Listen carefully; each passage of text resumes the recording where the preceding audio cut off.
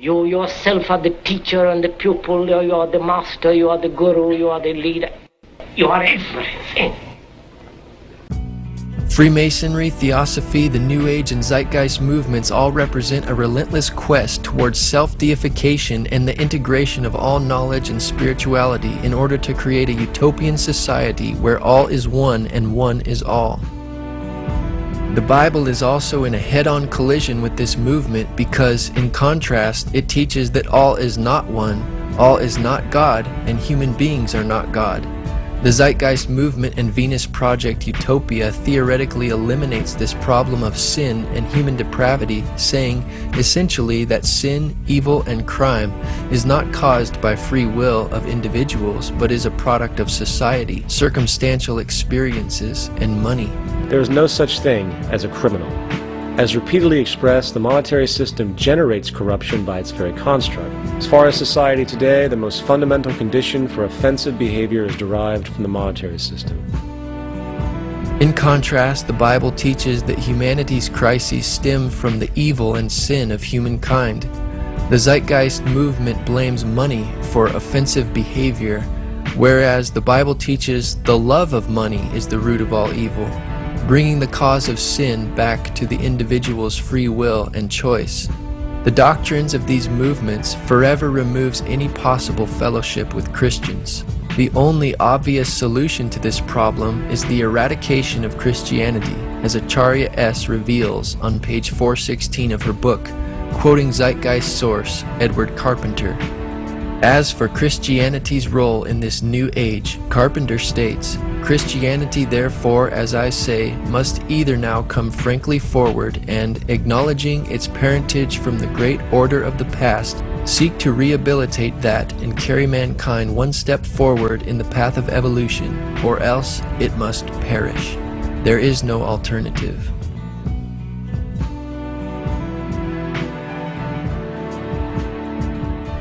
The Apostle Paul cites the resurrection of Jesus from the dead and its subsequent effect upon all mankind as the proof that God exists, that Jesus is His Son, and that the redemption of all those who obey God and His Word is assured by His personal triumph over the grave. Obviously, the Zeitgeist movement will label the resurrection another myth, as they do with Jesus' historical existence. A cardinal doctrine of the Christian faith is the death and resurrection of Christ. This notion is so important that the Bible itself states, "And if Christ be not risen, then is our preaching vain, and your faith is also vain." It is easy to take the previous verse from Paul's letter to the Corinthians out of context when it is not quoted in its entirety. Paul was making a point in rebuking those who said there was no resurrection, even though Jesus was resurrected. Paul said, "But now is Christ risen from the dead, and become the first fruits of them that slept." Yet it is very difficult to take this account literally, for not only is there no primary source denoting this supernatural event in secular history, awareness of the enormous number of pre-Christian saviors who also died and were resurrected immediately puts the story in mythological territory by association. Also claiming that there is no primary source denoting this supernatural event in secular history is inaccurate. Unlike Zeitgeist claims about the Jesus myth, the New Testament uses primary sources. The writers of the New Testament wrote as eyewitnesses from first-hand information. In addition to the non-biblical sources, the four Gospels are primary and authentic sources for the life of Jesus. Richard Bauckham, professor of the New Testament at University of St. Andrews, Scotland, wrote in his book Jesus and the Eyewitnesses, "The Gospels were written within living memory of the events they recount. Mark's Gospel was written well within the lifetime of many witnesses, while the other three canonical Gospels were written in the period when the living eyewitnesses were becoming scarce, exactly at the point in time when their testimony would perish with them were it not put in writing.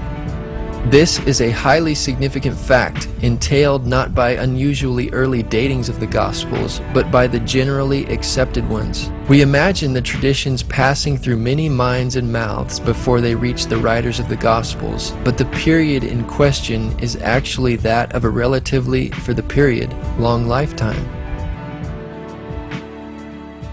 Religious belief has caused more fragmentation and conflict than any other ideology.